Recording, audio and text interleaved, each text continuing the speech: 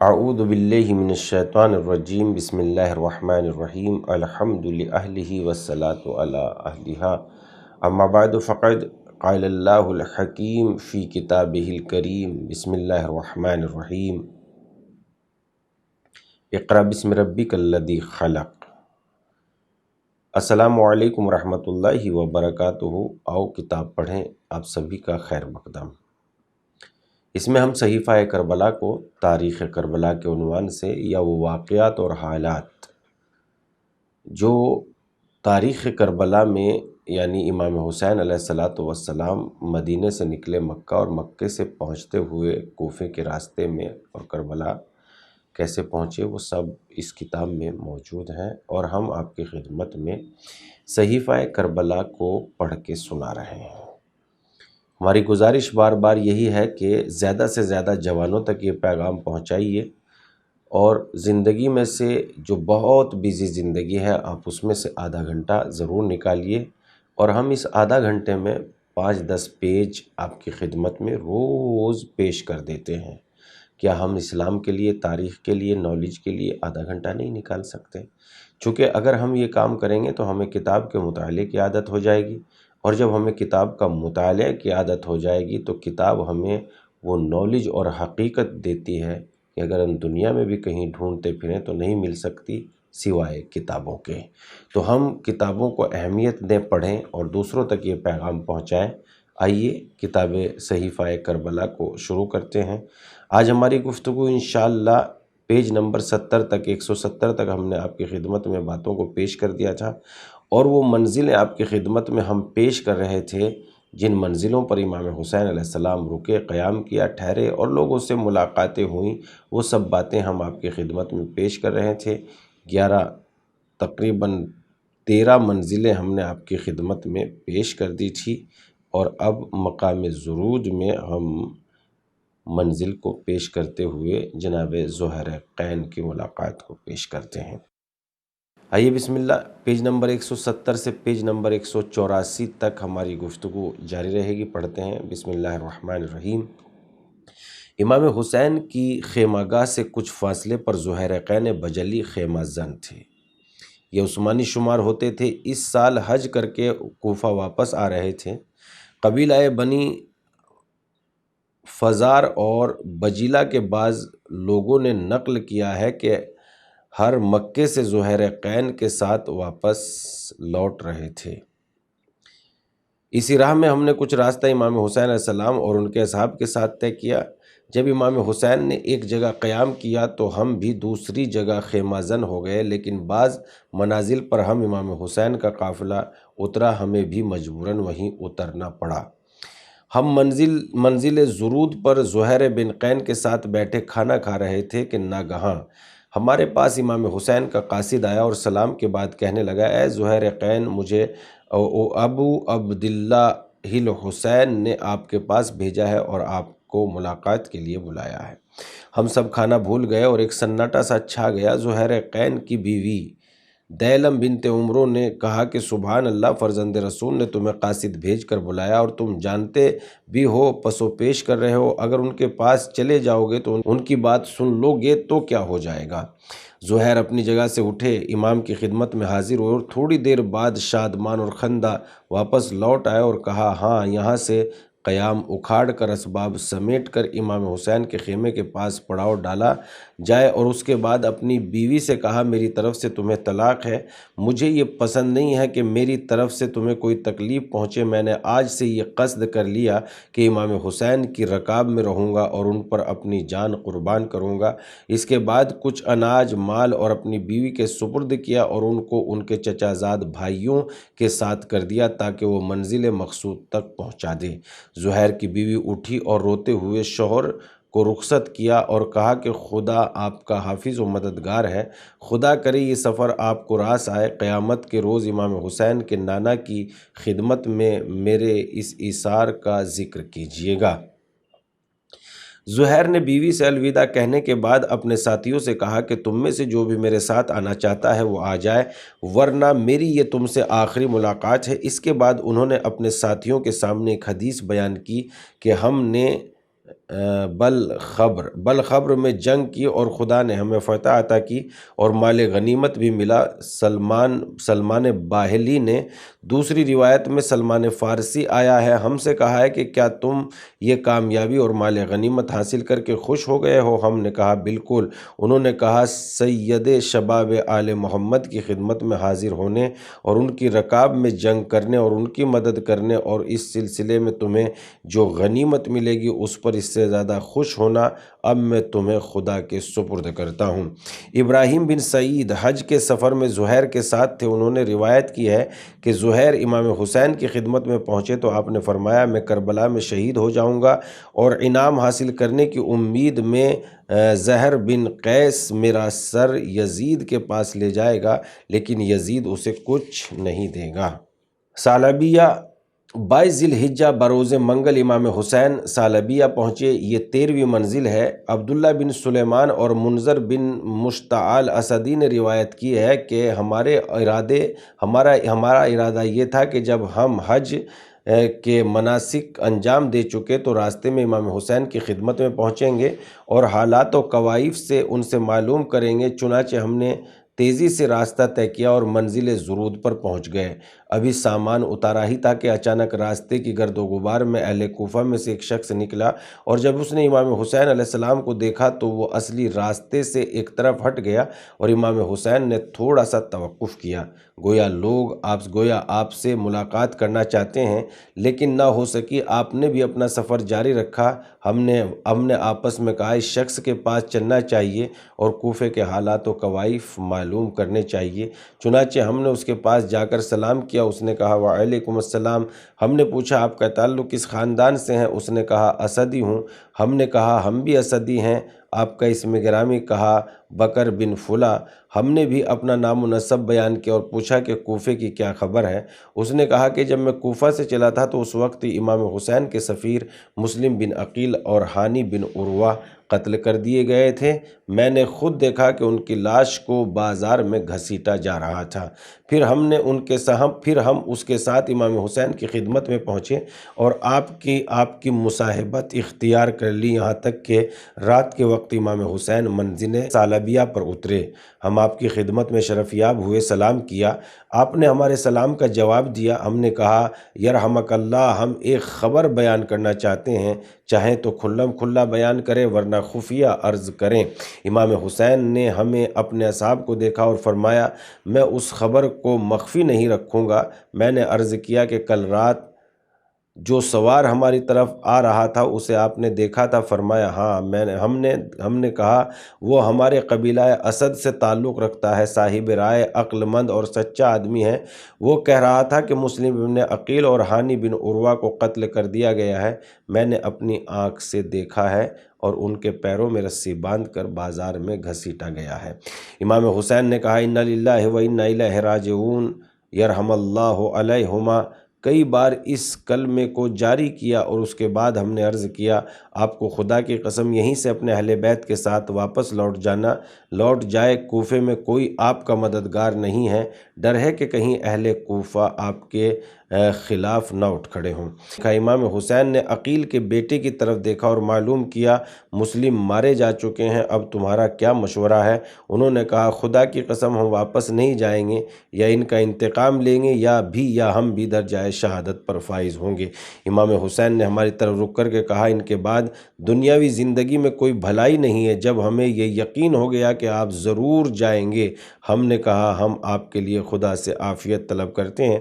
آپ نے فرمایا یرحمک اللہ، خدا دونوں پر رحم کرے۔ اس کے بعد امام حسین کے انصار نے عرض کی کیا خدا کی قسم کوفے میں آپ کی اور مسلم کی حیثیت میں بہت فرق ہے، اگر آپ کوفہ تشریف لے جائیں گے تو لوگ والہانہ طور پر آپ کی طرف آئیں گے۔ امام حسین نے سکوت کیا اور کچھ نہ فرمایا۔ بعض مورخین نے لکھا ہے کہ جب امام حسین کو مسلم بن عقیل کی شہادت کی خبر ملی تھی، جو لوگ مال دنیا اور منصب و مقام کی تمام میں آپ کے ساتھ آ گئے تھے وہ آپ سے جدا ہو گئے، صرف اہل بیت اور چند اصحاب آپ کے ساتھ رہ گئے۔ بعض نے تحریر کیا ہے کہ امام حسین نے مسلم بن عقیل کی شہادت کی خبر سن کر فرمایا خدا رحم کرے مسلم پر کہ وہ خدا کی رحمت بہشت اور رضوان کی طرف سدھارے۔ انہوں نے بہترین طریقے سے اپنا فریضہ انجام دیا، لیکن ابھی ہماری ذمہ داری باقی ہے۔ سالبیہ کی منزل پر ایک شخص امام حسین علیہ السلام کی خدمت میں پہنچا اور یہ آیت یوم ندعو کل اناس بامامہم کے سلسلے میں سوال کیا۔ امام نے فرمایا یعنی وہ امام جو سیدھے راستے کی طرف لوگوں کی ہدایت کرتا ہے اور لوگ بھی اس دعوت کو قبول کرتے ہیں، جو پیشوا لوگوں کو گمراہی و ضلالت کی طرف بلاتا ہے اور وہ لوگ بھی اس کی دعوت قبول کرتے ہیں، پہلا گروہ وہ جنت میں ہے اور دوسرا گروہ جہنم میں لے جائے گا۔ خداوند عالم فرماتا ہے فریق فی الجنہ و فریق فی السعیر شورى۔ اس جگہ پر ایک کوفی امام حسین کے پاس آیا، آپ نے اس سے فرمایا خدا کی قسم اگر مدینے میں تجھ سے ملاقات ہوتی تو میں اپنے گھر میں جبرائیل کے اثر دکھاتا۔ اے کوفی، سب نے ہم سے علم حاصل کیا ہے اور ہمارے خاندان کے علم سے سیراب ہوئے ہیں، کیا وہ جانتے ہیں اور ہم نہیں جانتے ہیں؟ یہ ناممکن ہے۔ سالبیہ والوں میں سے بحیر نام کے ایک شخص نے بیان کیا ہے کہ امام حسین سالبیہ میں ہمارے پاس سے گزر رہے تھے، اس وقت میں کمسن تھا، میرے بھائی نے امام حسین سے عرض کیا فرزند رسول، آپ کے ہمراہ بہت کم افراد نظر آتے ہیں۔ آپ نے اپنے تازیانے سے اس تھیلے کی طرف اشارہ کیا جس کو ایک شخص نے اٹھائے ہوئے تھا، یہ اہل کوفہ کے خطوط سے بھرا ہوا ہے۔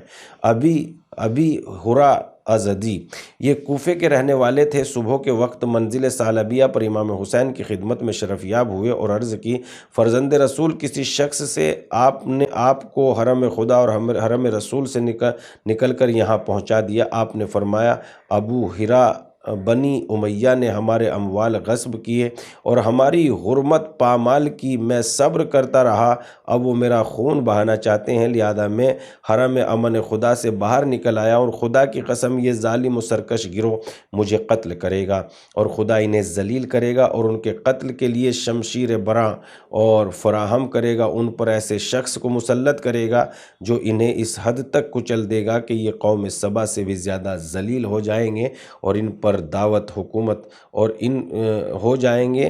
ان پر عورت حکومت کرتی ہے، ان کے جان و مال کا کوئی لحاظ نہیں کیا جائے گا۔ بنت مسلم جناب مسلم بن عقیل کی 13 سالہ بیٹی امام حسین کی بیٹیوں کے ساتھ رہتی تھی، رات دن انہی کی ہمنشی میں گزرتے تھے۔ جب امام حسین کو مسلم کی شہادت کی خبر ملی تو آپ خیمے کے اندر گئے، مسلم کی بیٹی کو آواز دی اور ان کے سر پر محبت و شفقت کا ہاتھ پھیرا۔ بنت مسلم نے عرض کیا فرزند رسول، آپ میرے ساتھ ایسے لطف و محبت سے پیش آ رہے ہو جیسے یتیموں کے ساتھ کیا جاتا ہے، کیا میرے والد شہید ہو گئے ہیں؟ امام حسین نے روتے ہوئے فرمایا تم غم نہ کرو، اگر مسلم نہیں تو میں ہوں، میں تمہارا باپ، میری بہن تمہاری ماں اور میری بیٹیاں تمہاری بہنیں ہیں اور میرے بیٹے تمہارے بھائی ہیں۔ مسلم کی بیٹی دل خراش انداز میں رونے لگی اور مسلم کے بیٹوں نے بھی باپ پر گریہ کیا۔ اس مصیبت پر اہل بیت نے بھی غم منایا۔ مسلم کی شہادت سے امام حسین بہت پزمردہ ہوئے، نصرانی مسلمان ہو گیا۔ بعض مقاتل میں مرقوم ہے کہ جب امام حسین سالبیہ پہنچے تو ایک نصرانی اپنی ماں کے ساتھ امام حسین کے پاس آیا، دونوں نے اسلام قبول کیا اور آپ کے ہمراہ کربلا کی طرف روانہ ہوا۔ 14ویں منزل زبالہ امام حسین بدھ کے دن صبح کے وقت منزل سالبیہ سے اپنا قافلہ لے کر روانہ ہوئے اور اسی دن منزل زبالہ پر پہنچے۔ بعض مورخین کا خیال ہے کہ عبداللہ بن یقطر، مسلم بن عقیل اور ہانی ابن عروہ کی شہادت کی خبر آپ کو اسی منزل پر ملی تھی۔ آپ نے اپنے اصحاب سے فرمایا ہمیں ایک افسوسناک اور دل گداز خبر ملی ہے اور یہ ہے کہ مسلم بن عقیل، ہانی بن عروہ اور عبداللہ بن یقطر شہید کر دیے گئے۔ کوفے والوں نے ہم سے بے وفائی کی ہے، تم میں سے جو بھی واپس جانا چاہتا ہے وہ چلا جائے، اس کے لیے کوئی بے عزتی نہیں ہے کیونکہ وہ معاہدے کے خلاف ورزی نہیں کر رہا۔ امام حسین کے جو بے وفا ساتھی تھے وہ آپ کو چھوڑ کر چلے گئے، صرف وہی اشخاص آپ کے ساتھ رہ گئے تھے جو مدینے سے آپ کے ہم رکاب تھے، ان لوگوں کی بھی مختصر تعداد آپ کے ہمراہ ہی رہی جو راستے میں ملحق ہو گئے تھے۔ امام حسین نے اس لیے یہ کام کیا تھا کہ عرب کا ایک گروہ یہ سمجھ رہا تھا کہ آپ جس شہر میں جائیں گے وہاں پر آپ کی حکومت ہوگی۔ امام حسین علیہ السلام یہ چاہتے تھے کہ اس راہ پر جو بھی چلے وہ اس کی مشکلات سے باخبر ہو کے چلے۔ جب امام حسین منزل زبالہ پر پہنچے تو وہاں محمد بن اشش عمر بن سعد کو بھیجے ہوئے قاصد سے ملاقات ہوئی۔ اس نے آپ کو ایک خط لکھا جس سے مسلم ہانی کی شہادت کی تصدیق ہو گئی، جس سے آپ بہت محزون ہوئے۔ اس وقت آپ کو بہت زیادہ رنج اور قلق ہوا جب قاصد نے قیس بن مسہر کی اطلاع دی۔ عبداللہ بن یقطر امام حسین علیہ السلام مسلم کی شہادت کی خبر ملنے سے قبل اپنے رضاعی بھائی عبداللہ بن یقطر کو مسلم کے پاس بھیجا۔ انہیں حسین بن نمیر نے گرفتار کر لیا اور اب عبید اللہ بن زیاد کے پاس لے گیا۔ اس نے حکم دیا کہ عبداللہ بن یقطر کو دارالامارہ کی چھت پر لے جاؤ تاکہ وہ سب کے سامنے حسین اور ان کے والد کو برا بھلا کہے۔ عبداللہ بن یقطر دارالامارہ کی چھت پر گئے اور لوگوں کو مخاطب کر کے کہا لوگو، مجھے بنت رسول کے بیٹے حسین نے تمہارے پاس بھیجا ہے، ان کی مدد کرنے میں کوتاہی نہ کرو۔ ابن مرجانہ پر خدا لعنت کرے کے خلاف اٹھ کھڑے ہو۔ عبید اللہ نے جب یہ صورتحال دیکھی تو چلا کر کہا اسے دارالامارہ کی چھت سے نیچے گرا دو۔ روح قفص انصری سے پرواز کرنا ہی چاہتی تھی کہ آدمی نے آ کر آپ کو قتل کر دیا۔ لوگوں نے اس سے کہا خدا تجھے سمجھے، تو نے ایسا کیوں کیا؟ اس نے کہا کہ میں انہیں آرام پہنچانا چاہتا تھا۔ اکثر مورخین کا نظریہ ہے کہ امام حسین کے قاصد عبداللہ بن یقطر اور قیس بن مسہر سیداوی کی شہادت کی خبر آپ کو منزل زبالہ پر ملی تو بعض نے لکھا ہے کہ حر بن یزید ریاحی سے ملاقات کے بعد کسی دوسری منزل پر آپ کو شہادت کی خبر ملی تھی، لیکن صحیح قول منزل زبالہ والا ہی ہے۔ ہاں، یہ ممکن ہے کہ دیگر منازل پر بھی آپ کو خبر ملی ہو۔ 15ویں منزل علقہ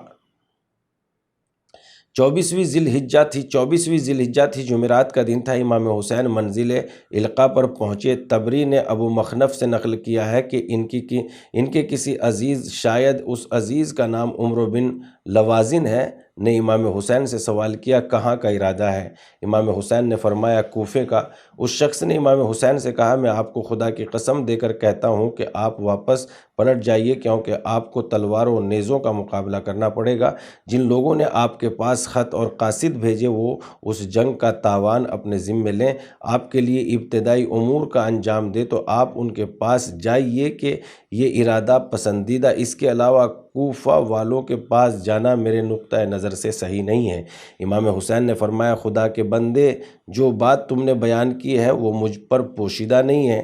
تمہاری بات صحیح ہے، لیکن خدا نے جو مقدر کر دیا ہے اسے کوئی نہیں بدل سکتا۔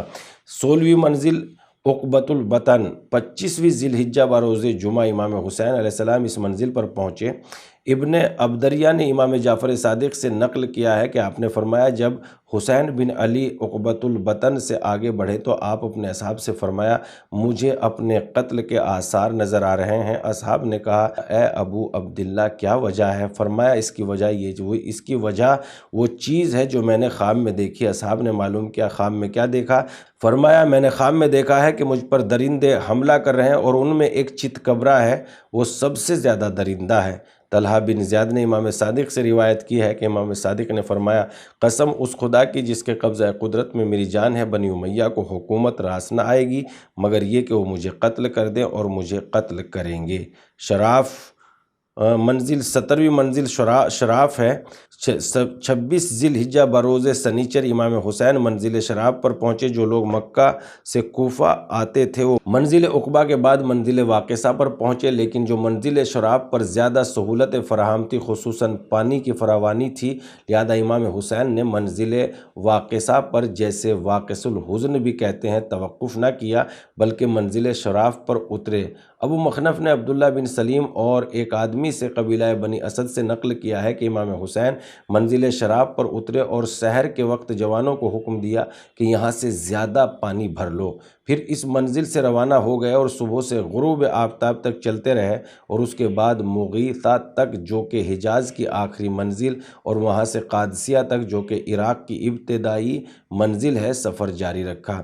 عبید اللہ بن زیاد کو جب یہ خبر ملی کہ امام حسین کوفے کی طرف آ رہے ہیں تو اس نے حسین بن نمیر کو جو پولیس کا افسر تھا قادسیہ بھیجا۔ اس نے قادسیہ سے کچھ فاصلے سے اور خفان اور قطقطانیہ اور لالا تک واقعہ سے شام اور بصرہ کے راستوں پر پولیس لگا دی تاکہ راستوں پر سخت نظر رکھیں اور ہر آنے جانے والے سے باخبر ہو سکیں۔ امام حسین عراق کی سمت بڑھ رہے تھے کہ راستے میں عرب کے ایک گروہ سے ملاقات ہوئی۔ ان سے حالات معلوم کیے۔ انہوں نے کہا ہم نہ شہر میں داخل ہو سکتے ہیں اور نہ نکل سکتے ہیں۔ امام حسین اسی راستے پر گامزن رہتے ہوئے کہتے ہیں کہ حسین بن نمیر کو 4000 فوجوں کے ساتھ اس علاقے میں تعینات کیا گیا۔ انہی میں حر بن یزید ریائی بھی تھے جو خود بھی 1000 سپاہیوں کے سپہ سالار تھے۔ دوسری روایت میں آیا ہے کہ حر بن یزید ریائی 1000 سواروں کے ساتھ الگ کوفے سے چلے تھے۔ ابو مخنف نے ان دونوں اسدی آدمیوں سے روایت کی ہے کہ راستے کے درمیان ظہر کے وقت ناگہاں ایک شخص نے تکبیر بلند کی اور امام حسین نے بھی تکبیر کہی اور فرمایا تم نے کیوں تکبیر کہی؟ اس شخص نے کہا مجھے خرمے کے درخت نظر آ رہے ہیں۔ خاندان اسدی کے ان آدمیوں نے کہا یہاں خرمے کے درخت نہیں ہے۔ امام حسین نے ان سے فرمایا تمہیں کیا نظر آ رہا ہے؟ یہ تو دشمن کے لشکر کا دستہ ہے اور یہ ان کے گھوڑوں کی کنوتیاں ہیں۔ امام حسین نے فرمایا میں بھی یہی دیکھ رہا ہوں۔ اس کے بعد فرمایا کیا یہاں کوئی پناہ گاہ ہے؟ ہم وہاں چلے جائیں، ہم پناہ گاہ کے پیچھے اور دشمن سامنے تنہا کہ ہم ایک ہی طرف سے ان کا مقابلہ کریں۔ آپ کے اصحاب نے عرض کی جی ہاں، بائیں طرف ایک منزل ہے جسے ذو حسم کہتے ہیں۔ چنانچہ امام حسین راستے کی بائیں جانب ذو حسم کی طرف روانہ ہو گئے۔ دشمن کی فوج بھی اسی منزل کی طرف بڑھ رہی تھی لیکن امام حسین اور آپ کے ساتھی ان سے پہلے اس منزل پر پہنچ گئے۔ ذو حسم 27 ذی الحجہ بروز اتوار امام حسین اس منزل پر پہنچے اور یہاں خیمہ بپا کرنے کا حکم دیا۔ ظہر کے وقت 1000 سپاہیوں کے ساتھ حر بن یزید ریائی بھی اس منزل پر پہنچ گئے اور امام حسین کے خیام کے سامنے پڑاؤ ڈالا۔ امام حسین نے اپنے اصحاب سے فرمایا انہیں اور ان کے گھوڑوں کو بھی پانی پلاؤ۔ وہ آپ کے اصحاب نے حکم کی تعمیل کی اور دشمن کے لشکر کو ان کے گھوڑوں کے سیراب کیا۔ علی بن طاعن کہتے ہیں کہ میں بھی حر بن یزید ریائی کے ساتھ تھا، دیر سے ان کے پاس پہنچا تھا۔ جب امام حسین نے مجھے اور میرے گھوڑے کو پیاس سے نڈھال دیکھا تو فرمایا لیکن میں ان کی بات نہ سمجھ سکا۔ دوبارہ پھر فرمایا کہ اونٹ کو بٹھاؤ۔ میں نے اونٹ کو زمین پر بٹھا دیا جس پر پانی کی مشکیں لدی ہوئی تھی۔ امام حسین نے فرمایا لو پانی پیو، لیکن پیاس کی شدت سے میرے ہاتھ سے مشک کا دہانہ چھوٹ گیا اور میں پانی نہ پی سکا۔ آپ نے فرمایا مشک کا دہانہ صحیح اور سمیٹ کر پکڑو، لیکن مجھ سے یہ بھی نہ ہو سکا۔ امام حسین میرے پاس آئے اور مشک کا دہانہ جمع کیا یہاں تک کہ میں اور میرا گھوڑا سیراب ہو گیا۔ ظہر کا وقت ہو گیا اور امام حسین نے حجاج بن مسروق جوفی سے فرمایا کہ اذان دو۔ انہوں نے اذان دی۔ نماز قائم کرنے کے لیے آپ نے پیراہن زیب تن کیے اور دوش پر ردا ڈالے ہوئے خیمے سے برآمد ہوئے اور خدا کی حمد و ثنا کرنے کے بعد فرمایا اے لوگوں میں خدا کے سامنے معذور ہوں، میں خود اپنی رائے سے تمہارے پاس نہیں آیا ہوں بلکہ تم نے مجھے خط لکھ کر بلایا ہے۔ تمہارے قاصد میرے پاس آئے ہیں اور مجھ سے یہ درخواست کی ہے کہ میں تمہارے پاس آؤں۔ تم نے کہا کہ ہمارا کوئی امام نہیں ہے، ہو سکتا ہے خدا آپ کے ذریعے ہماری اصلاح کر دیں۔ اب اگر تم اپنے عہد و پیمان پر قائم ہو تو لو میں تمہارے شہر چلا جاتا ہوں، ورنہ میں یہیں سے واپس لوٹ جاتا ہوں۔ یہ لشکر سر جھکا کر غور و فکر کے سکوت میں ڈوب گیا۔ امام حسین نے مؤذن کو اقامت کہنے کا حکم دیا۔ آپ نے حر سے فرمایا کیا اپنے ساتھیوں کو تم نماز پڑھاؤ گے؟ حر نے جواب دیا نہیں، ہم آپ کی اقتداء میں نماز ادا کریں گے۔ امام حسین نے نماز ظہر پڑھائی اور اپنی قیام گاہ پر لوٹ گئے۔ حر بن یزید بھی اپنے مخصوص خیمے میں چلا گیا۔ اسی جلتی دھوپ میں ہر سوار اپنے گھوڑے کی لجام پکڑے اس کے سائے میں بیٹھا تھا، یہاں تک کہ عصر کا وقت ہو گیا اور امام حسین نے نماز عصر کا اعلان کرایا۔ نماز عصر پڑھنے کے بعد آپ لوگوں کی طرف رخ کر کے کھڑے ہوئے اور خدا کی حمد و ثنا کے بعد فرمایا، لوگوں خدا سے ڈرو، پرہیزگار بن جاؤ اور حق کو ان افراد کے اختیار میں قرار دو جو اس کے اہل ہیں۔ اس طرح خدا کو خوشنود کرو گے۔ اس سلسلے میں ہم اہل بیت تمہارے ولی بننے کے ان لوگوں سے زیادہ مستحق ہیں جو اس کے مدعی ہیں، وہ تمہارے ساتھ عدل سے پیش نہیں آتے اور تمہارے حق میں ظلم کرتے ہیں۔ اگر تم ہمارے لیے ایسے اسے حق کے قائل نہیں ہو اور ہماری اطاعت نہیں کرنا چاہتے اور تمہارے خط اور قول میں یکسانیت نہیں ہے تو میں یہیں سے واپس لوٹ جاؤں گا۔ حر بن یزید نے کہا کہ جن خطوط کا آپ نے ذکر کیا ہے مجھے ان کی اطلاع نہیں ہے۔ امام حسین نے عقبہ بن سمعان سے فرمایا، وہ 2 تھیلے اٹھا کر لاؤ جن میں کوفے والوں کے خط ہیں۔ عقبہ وہ تھیلے لائے جو خطوط سے پر تھے اور حر کے سامنے رکھ دیے۔ حر نے کہا، ہم خط لکھنے والوں میں سے ہیں، ہمیں یہ حکم دیا گیا ہے کہ ہم آپ کا مقابلہ کر کے آپ کو عبید اللہ بن زیاد کے پاس حاضر کریں۔ امام حسین نے فرمایا، تمہارے لیے موت اس سے بہتر ہے، اور اس کے بعد اپنے اصحاب سے فرمایا، اٹھو سوار ہو جاؤ۔ وہ اور اہل بیت سوار ہو گئے۔ فرمایا، واپس لوٹ چلو، لیکن واپسی کا ارادہ کیا تو حر اور ان کے سپاہیوں نے راستہ روک لیا۔ امام حسین نے فرمایا، تیری ماں تیرے غم میں بیٹھے کیا چاہتے ہو؟ حر نے کہا، اس وقت اگر آپ کے علاوہ کوئی اور یہ بات کہتا تو میں ہرگز اسے معاف نہ کرتا، لیکن خدا کی قسم میں آپ کی ماں کا نام احترام کے ساتھ لیتا ہوں، اس لیے میں آپ کا بہت احترام کرتا ہوں۔ یہیں تک ہم آپ کی خدمت میں آج گفتگو کریں گے، جو کہ 184 پیج تک ہماری گفتگو پہنچ چکی ہے۔ ان سارے تاریخی حالات اور واقعات سے ہمیں خبر ہونی چاہیے اور واقعاً ہمیں ان باتوں پر غور کرنا چاہیے کہ کیا کیا تاریخی حالات رونما ہوئے ہیں۔ تو ناظرین، ان باتوں میں غور کریں، اور پھر دوسری بار اپیل ہے کہ زیادہ سے زیادہ جوانوں تک یہ پیغام پہنچائیں اور وہ کتاب پڑھیں، میں ہمارا ساتھ دیں تاکہ ہمیں کتاب پڑھنے کی عادت ہو۔ السلام علیکم ورحمۃ اللہ وبرکاتہ۔ پھر اگلے کتاب کے ساتھ اگلے پروگرام میں آپ کی خدمت میں حاضر ہوں گے۔